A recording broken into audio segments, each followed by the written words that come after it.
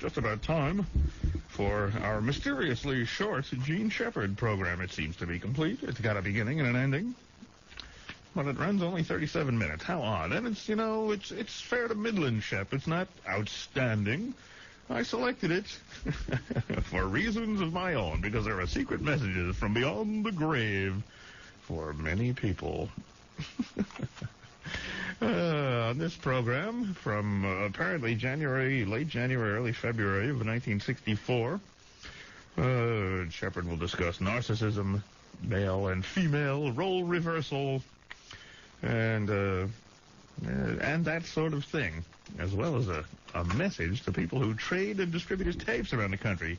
Fascinating stuff. So let's listen now from, late winter 1964. I put it the first week of February because he talks about the pending time change from 11:15 to 10:15, which apparently is happening later, shortly after this broadcast. So that's where I figure the date from. Perhaps you'll think of something else as we listen now to Gene Shepherd.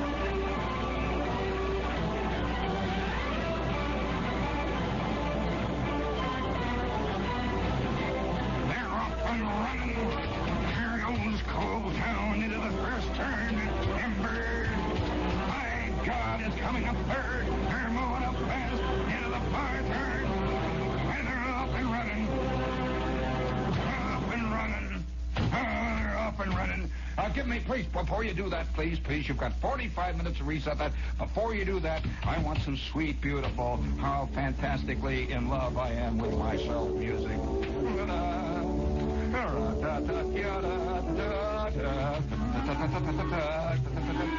Now, once again, this is Mr. Chucky reporting with a brief note from the world of narcissism. Oh, this is so lovely. Oh, I love the ballet. I should have been a dancer. Inside me, there's a light nymph flying ever and ever on gauzy diaphanous wings.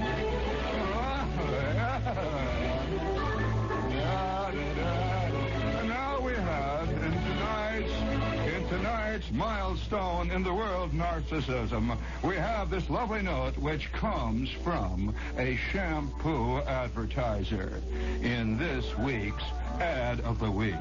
It shows a lovely girl with the most delightful coiffure. It reminds me of the sort of thing that Dickie does. And it reads underneath it, she's looking out at us with the most devilish little look in her eyes. She says, "Now I don't need the moon or stars or anything, 'cause the best thing in life is me." Oh, my dear, you're saying it for all of us. And this has been Mr. Chucky reporting with our weekly minute fingernail pink capsule on things around the town.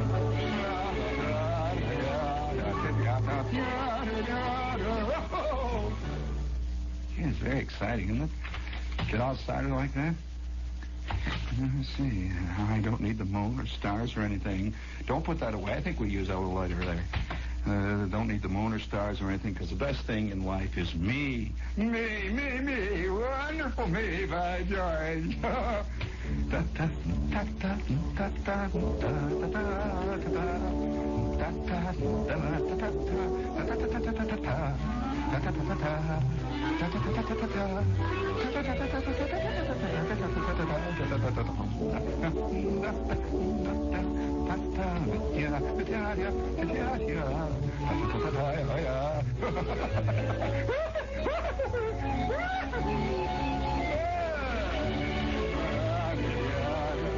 Oh, isn't it great? Here. Hi, George. Best thing in life is me. While we're on the subject of that angry call from the transmitter there, having a little trouble out there in master control, keeping me in a pure trapezoidal pattern. Is anybody out there throws a scope on us here? Hey, for any of you rotten guys that record our show all the time and send it all over the country, hi, George, I'm going to start charging you percentages and everything, a whole bit. Yeah, I should really. You know, it's a funny thing. I keep getting letters from guys in Cleveland and in Fort Worth, Texas, and Lancaster, England, all kinds of places saying, my friend sends me tapes of your program all the time, and we here at the cheapy radio station play them. Oh, if After ever found out about you guys. All right, the best things in life are me. You just stick around. You keep that right up there, because we are going to use that. We are going to use that. We have just started. Do you know, Tony, that things are moving ahead very, very strongly, and I'm glad that it's going to be that next, so just hold it there. Things are moving ahead on all fronts. And for those of you who are interested in the Things Are Moving Ahead on All Fronts department, tonight we report that in Fort Lauderdale there is a new organization known as the Conservative Non-Communist Bookstore. But you can't get lovin' when there ain't any love. Oh, you can't get lovin' when there ain't any love. Yes, sir. Well, we salute the Conservative Non-Communist Bookstore. That's a movement ever upward, ever onward. Yes, sir. Well, of course, it's very good. It fits right in there. That's a good guy. You want to hear that guy again? 1, 2, 3. You can get water where there ain't any well. You can hear music where there ain't any bell. You can get peaches where there ain't any trees. And you can get honey where there ain't any. You can get honey when there ain't no You bees. can get heartache where there ain't any pain. You can get money when there ain't no pain. And always after the rain. But you can often find heaven without going above. But you can't get lovin' when there ain't any love. Yes, indeed. George. I notice, for those of you who are interested in to keep that up there, we might need that. In the ever upward and onward department, I noticed that the credits on the Dr. Kildare show with Raymond Massey there, at the end it says Dr. Leonard Gillespie, M.D., comma, F.A.C.P., comma. What is it with Gillespie? Is he gone back to school and got himself... I remember when old Dr. Gillespie he's a specialist now, you know, of course, FACP. And no, it has nothing to do with public accountants. It's nothing to do with a protest group. It's something else. This is FACP, has to do with the College of Pediatricians. And I'm sorry about that, because I can remember old Dr. Gillespie, when he was played by Lionel Barrymore, saying things like this. Kildare, don't tell me you've been listening to the specialist. Let me tell you, Kildare, the most difficult of all the specialties is the general practitioner.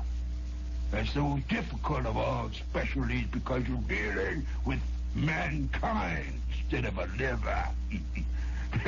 Specialist, bah, humbug. The old son of a gun has gone back to school, got himself on a couple of extra degrees, and now he charges 4 times more what he used to charge. And what is he, a pediatrician, a baby doctor? Naturally, that touches him out in Cleveland, I'll tell you that. Oh, boy. Somehow I just can't see Raymond Massey as a pediatrician.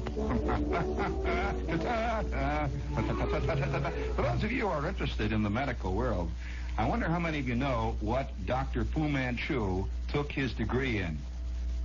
Seriously. And where did he go to school? I will provide you with the brass figurine with bronze oak leaf palm if you are conversant with that sort of information, which I'm sure many of you aren't. What? Oxford? No.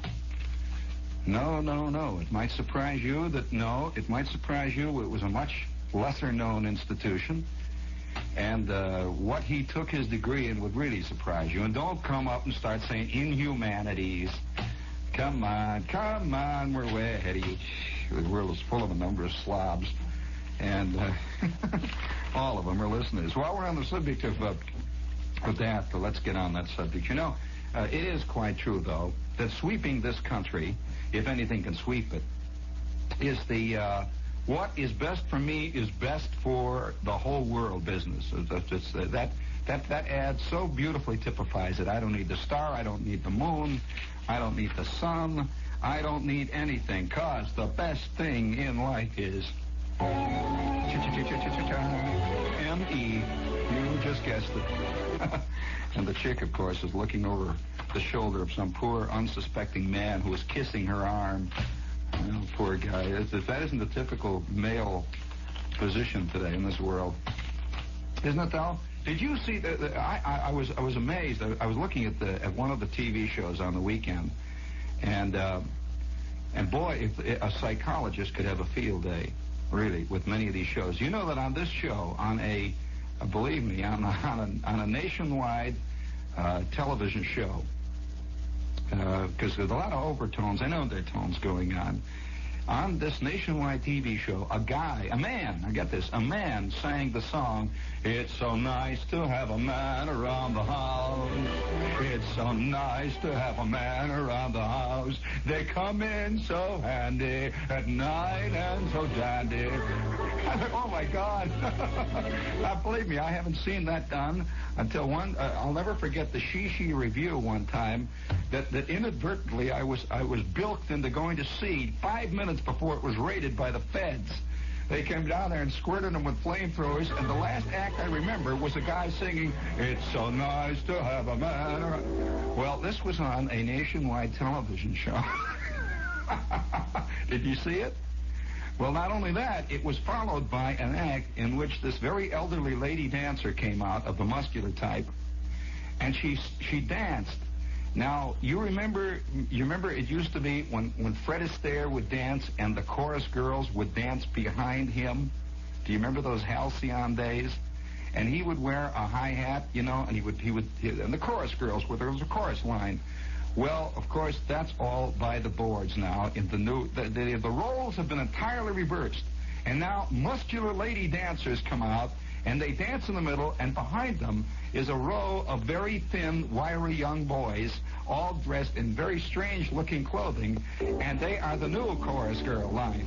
Chorus line. And they're dancing like, what's the matter? That's you want to hear that? Oh, it's all right. That's exactly what we want. Waltz of the Flowers. It all fits in there because it describes so much of our world. Now, oh boy, speaking of sensitive flowers, this is WOR, AM and FMsville, New York. And we'll be here until, well, you know. And speaking of insensitive louts, this is WBAI, New York. I'll tell you, I'm curious. That was I watched that, you know. I watched that show, and I was really, really impressed by this because it's only within the last 6 or 7, maybe 6 or 7 months, but of course the trend has been growing. It's only within this past year or so that the actual exchange of roles between the male and the female has become a formalized institution, literally. I don't know how much driving you do around. One of the more intriguing aspects of this time and place is in the exchange of role in everyday life in America. Now, I ride, for the most part, a motor scooter around. It's really not a motor scooter. I'm sorry, I shouldn't use that term. It's a motorcycle. I ride a motorcycle around, and when you drive a motorcycle around the streets of New York, you have a much closer contact with the traffic in many ways, I'll tell you, than you ever do riding in a car. Most people, when they ride a car, are just vaguely aware of this large, vehicle, this block of metal, but this side, that side, you know, they drive along, and the car goes along on a pretty straight line course. And driving an automobile is a pretty cut and dried operation. But a motorcycle, on the other hand, is first of all hated by everybody in cars. I'm sure for a lot of reasons. But boy, I'll tell you, more insane hatreds by ordinarily sane people come out the minute they see somebody who is not behaving the way they behave. That's like riding a cab. You know, that's considered absolutely nutty. That you know. Do you know that I would say I like to talk to a cabbie, but I would be willing to bet, you know, speaking of the reversal of roles, that the cab used to be a thing that was really a thing for businessmen, hurried guys. I would say probably a good 75% of cab riders today are angry chicks sitting in the back seat. I believe it, and I tell you this by riding around the streets of New York constantly. And when you're driving a motorcycle, you are not only aware of the car, you are aware of everything about that car, because you better be. One thing you get really attuned to when you ride a motorcycle is sounds of cars. You can tell whether a car is going to be dangerous or not, often by the sound of it. You really can. There's a lot of things you learn, but one of the most, I think, probably significant things is the number of people today. I'd say by far the majority of cars today are driven by women with a man sitting beside them. They have completely reversed their roles. And I think something that is really funnier, really. Now, that you can excuse, that the wife is picking up the tired businessman. No, I'm not talking about that. I'm talking about the date, the obvious date. And you see this steel-jawed chick sitting in the front seat on Friday nights when you're riding along. And boy, I'll tell you, they're insane when it comes to motorcycles. They hate motorcycles. Somehow the motorcycle is a peculiarly masculine statement that really bugs this type. But, oh yeah, I was almost killed by a couple of chicks in a car who did exactly, I'll tell you how far the reversal of roles has come. Do you remember the old 47 Mercury diner nut, the diner Marty? You know, the guys that we used to drive with the tails, the squirrel tails flying in the back and the radio going and 9 antennas on the thing and the decals over the side, and they always go, "Oh, how you doing, you wise guy? You want to fight?" You know, that kind of stuff. They're yelling up and down. You know, the New Jersey syndrome. You see them up and down. I think that's a good percentage of the population of Jersey. You see them riding up and down the streets of New York on a Friday night. The poor, sad idiots, but they're all over. Now you find the female version of that. The first time I've noticed that. Yeah, these chicks wearing leather jackets. Of course, the scene has been going on for years, but in a different way. But now they have completely taken the role. I'm riding along on my motorcycle, and I'm just going along, and there's a car behind me, and to my right, you see, you know where everything is, and we're on a one-way street, namely 2nd Avenue. And we're going down 2nd Avenue, and I'm going along, just going from light to light. And without any warning, my ears pick up this, you know, the sound of the tires doing it. And sure enough, out of the corner of my eye, I see this thing coming like a bat out of hell across my bow. These chicks are just cutting me off with the sheer kicks of it. They go, "Woo!" and I go, "Shh!" You know, I'm pretty good on that little motorcycle now, see, so they couldn't really do it. They couldn't throw me up on the sidewalk. And these chicks, like, "What do you think you are, Marlon Brando, buddy? Ha-ha! Marlon Brando, buddy?" Waltz of the Flowers, please. Following this little feminine diatribe. So I hollered, "Baby, you want to play? Come on back, you idiots!" And they hollered, "All right." And they're starting to get out. You know, I was ready to go. Sadly enough, they chickened out. It was the first true fist fight. Colleen Dewhurst world. Oh boy, it's a funny scene. What's all that? I can't read a thing. Bring it over here now. Don't you? You know that I love this kind of stopping everything in the middle of it to give you some trivial information. Big hit record. Sarah Vaughan singing Stella. What's this? What's so funny about that? Stella by Starlight. Sarah Vaughan singing Stella by Starlight? I see. I see what you mean. Yeah. Oh, yeah. Yeah, of course. Sad, sick world. Well, I don't know. I don't know whether Sarah has her problems or not, but I'll tell you, that's pretty interesting. Sarah Vaughan singing Stella by Starlight's big hit record. Well, It's true that there's been all kinds of little in-jokes like this for a long time, but to have it come out this big, you know. There's a man about a house. It's so nice to have a man about the house. And I thought, oh, boy, wowee. And I'm sure that the guy who was the saddest ramifications of it all, I'm sure that the poor clown who was singing it had no idea of the in-joke he was perpetrating, because...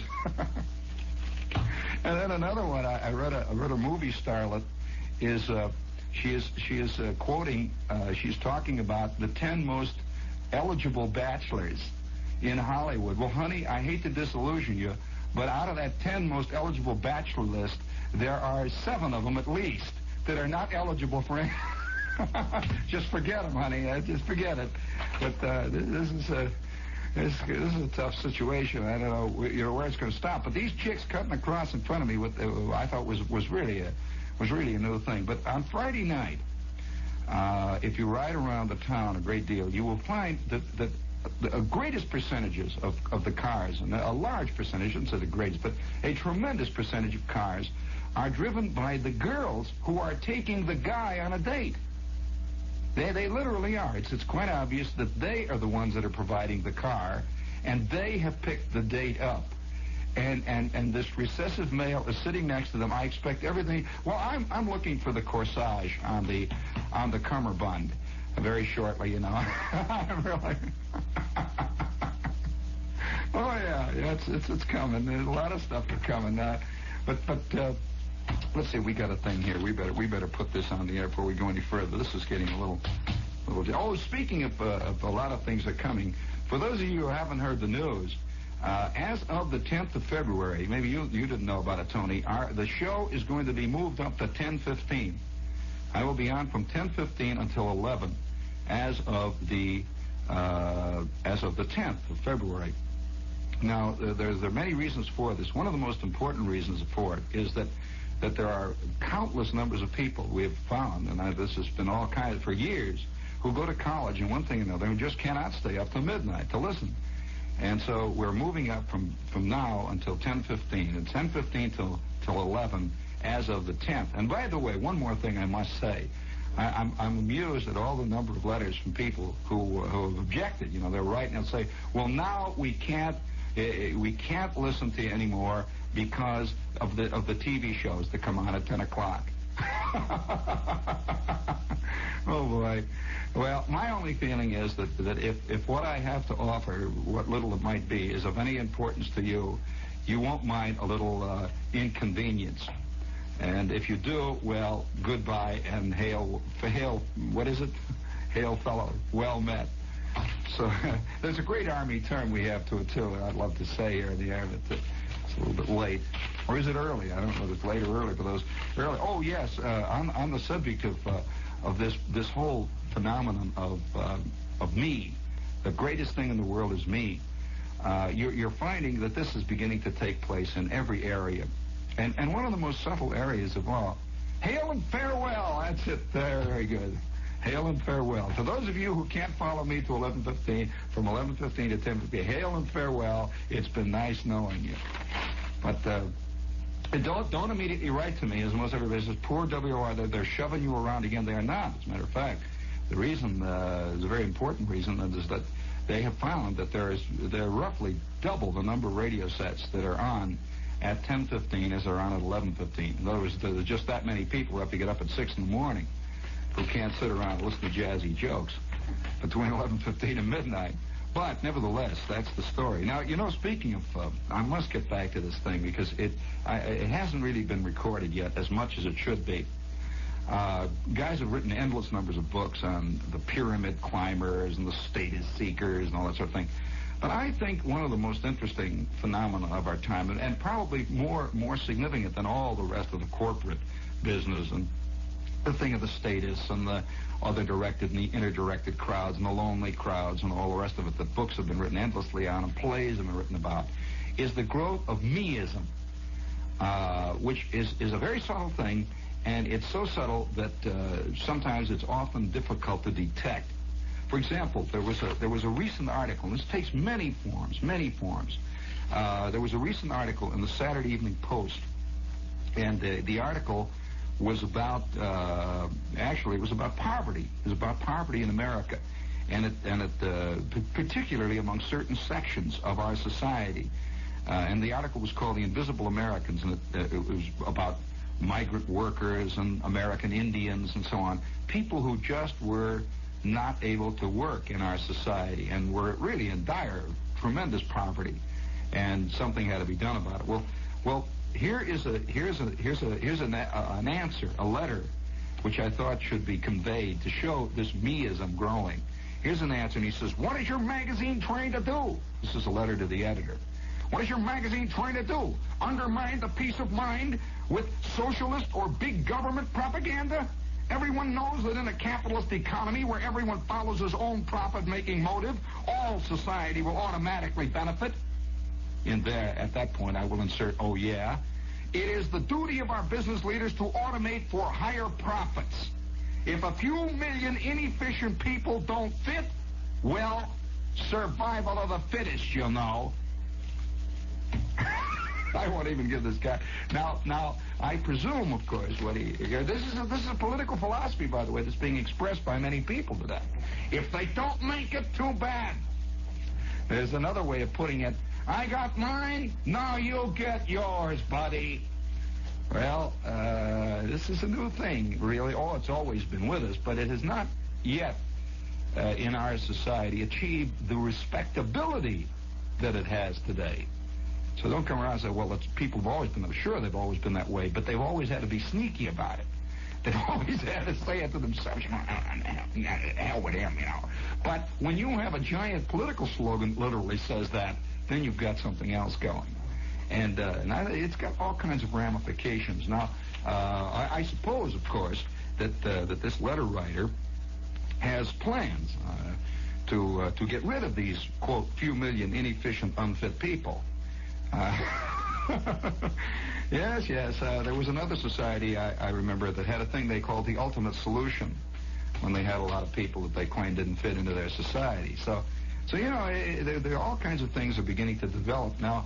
One of the most amusing facets of this deification of the selfish person in our time is in the show business world. Now, again, don't accuse me of being too much involved with show business, because I'm not.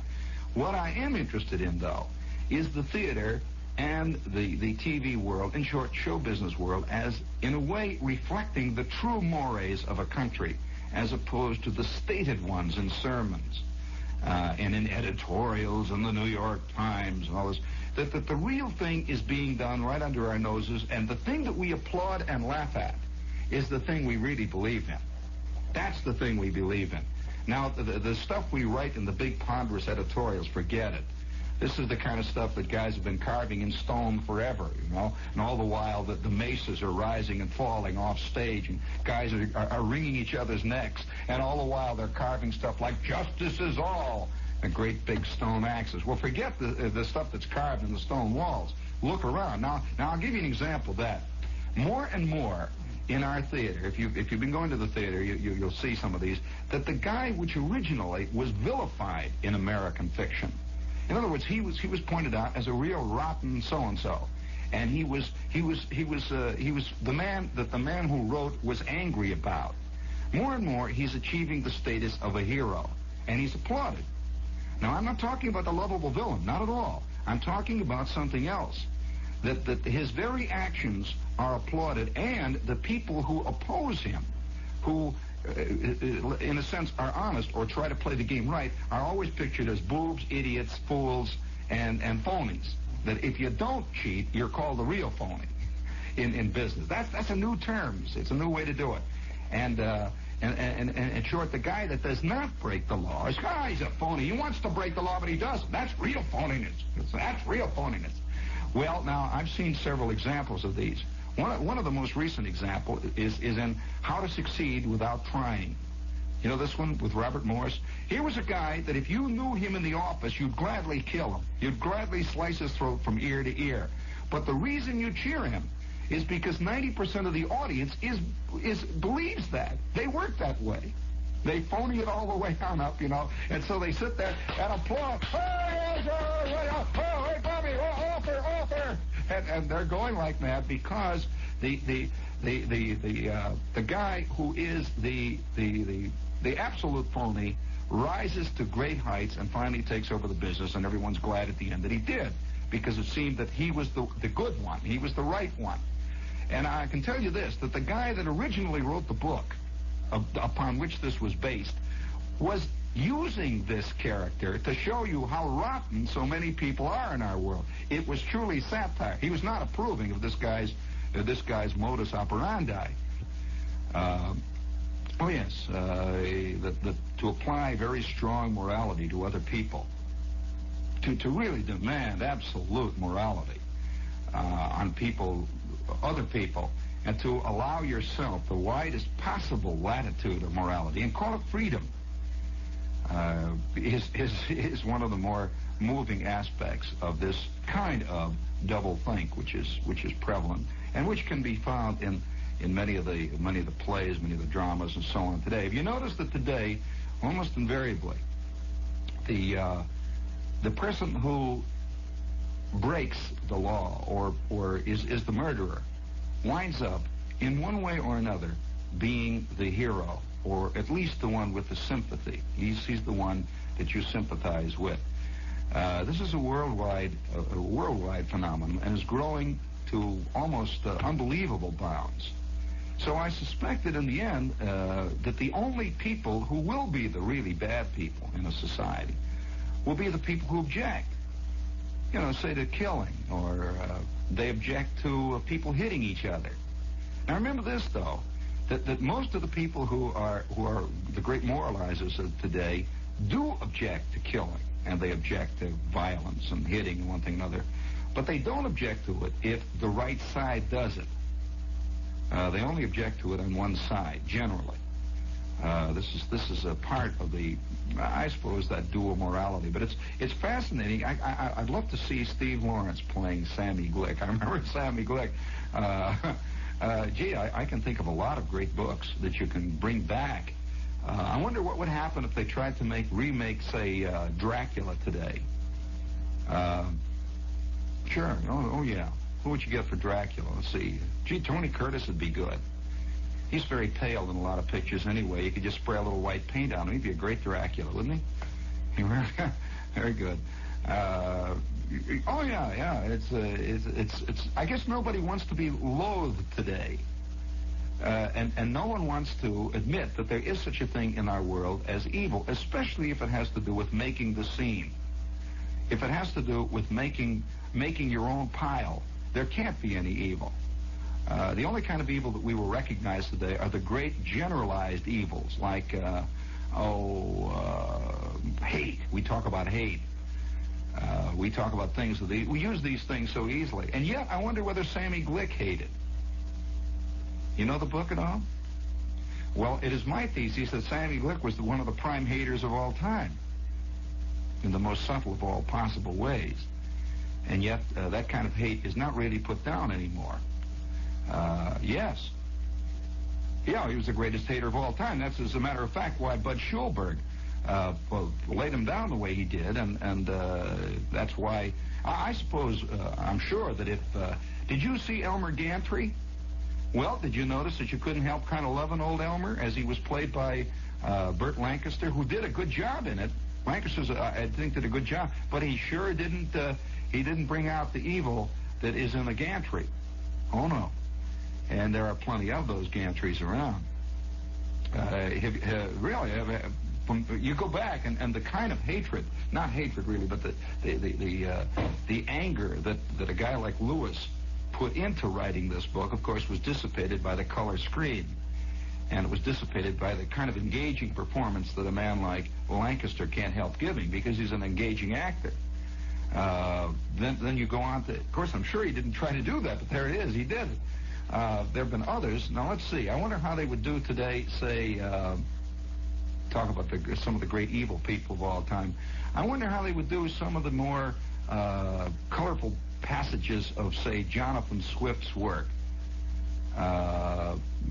Let's take in Gulliver's Travels. Did you see the cartoon version of Gulliver's Travels a few years ago? Did you see that?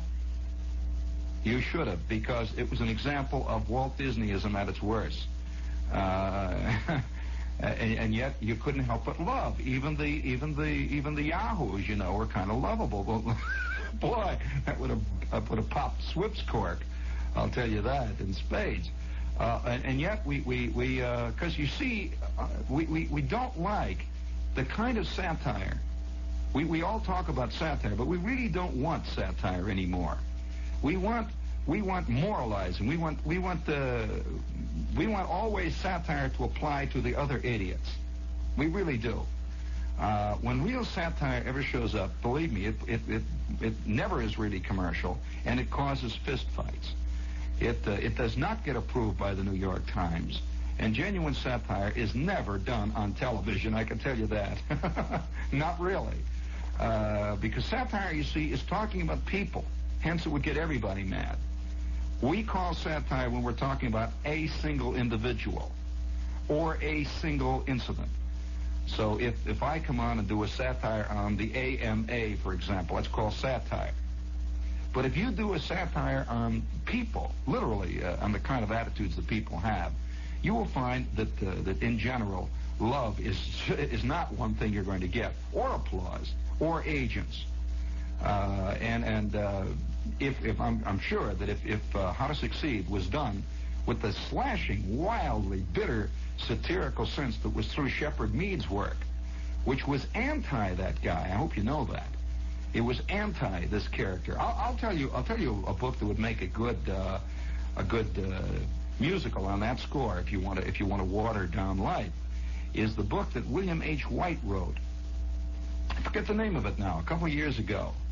And one of the great chapters that White wrote was a chapter on which he discussed on how, if you were going into an office, on how to beat all the psychological placement tests, how to answer the things that they know, that you know. For example, if you're given a question that says, what would you rather do? Go to church, go to a ball game, read a book, watch television, or go to the Playboy Club? Which one are you supposed to answer if you're going to be a healthy individual of our time? Right, you hit it. You'd make a, that's right, John. And you'd bring your little key with you. And yet, if you really answered it truthfully, you're going to be put down as a nut. Generally, really, especially if you write down or read a book. Oh yes, that's a sick, introspective, crowd-oriented individual who will be a lot of trouble in sales meetings. And yet, I'm sure that if they did it on the musical stage, he would come out looking great doing this stuff. And yet this character was satirized by White as being, a product of our world. The double thinker, the double talker. New speak, I guess, is the best way to put it. New speak, new think, new world, new swing.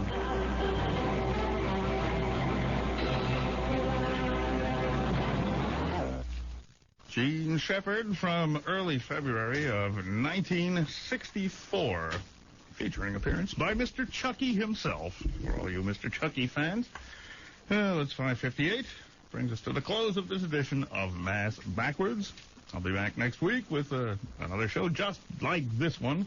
Sunday night, I'll be here with the Golden Age of Radio at 7:30, continuing our Lucille Fletcher retrospective. I think this week, Joseph Cotton and The Thing in the Window by Lucille Fletcher. And don't forget, for information about the Friends of Old Time Radio Convention, scheduling and pricing information, taking place October the 19th through the 22nd at the Newark Holiday Inn North. The best way to do it is go to the World Wide Web and go to lofcom.com. Look in the nostalgia section for information about the Friends of Old Time Radio. Okay, this has been Max Schmid. Thank you for listening this morning, and we'll see you one of these days on the radio. It's 5:59 and a half, and you're tuned to listener-sponsored WBAI in New York. Wake-up call follows very shortly after a few vital announcements.